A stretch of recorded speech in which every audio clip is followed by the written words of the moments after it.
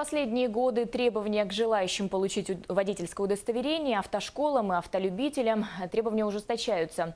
Это прежде всего направлено на сокращение ДТП и травматизма на дорогах. Алданцы готовятся к сдаче экзамена уже с учетом нового регламента МВД России. Подробности далее. На автодроме Алданского центра дополнительного профобразования готовятся к сдаче практического экзамена. Причем курсанты выполняют дисциплины с учетом нового регламента МВД России, который вступит в силу с 1 сентября этого года.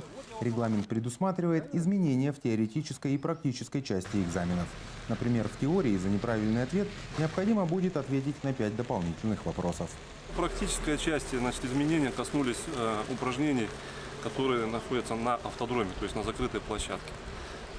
А именно это большие изменения претерпела категория А и категория А1, то есть это мотоциклы как до 125 кубических сантиметров, так и свыше. И небольшие изменения по категории Б. Курсанты, которые будут сдавать экзамены на получение водительского удостоверения после 1 сентября, уже сегодня пытаются выполнять новые требования и фигуры. Помогают им в этом госавтоинспекторы. Для категории Б у нас за место змейки введено новое упражнение. Это маневрирование габаритных условий с поворотом по 90 градусов. А также у нас новые введены упражнения для категории А. Это восьмерка, габаритный коридор, парковка. В последние годы требования к желающим получить водительские удостоверения, обучающим центрам и заведениям, участникам дорожного движения ужесточаются на законодательном уровне.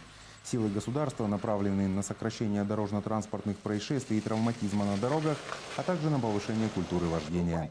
Однако статистика пока неутешительная. По данным ГИБДД, только за 10 дней июля в Алданском районе произошло 10 ДТП, в которых пострадали 7 человек.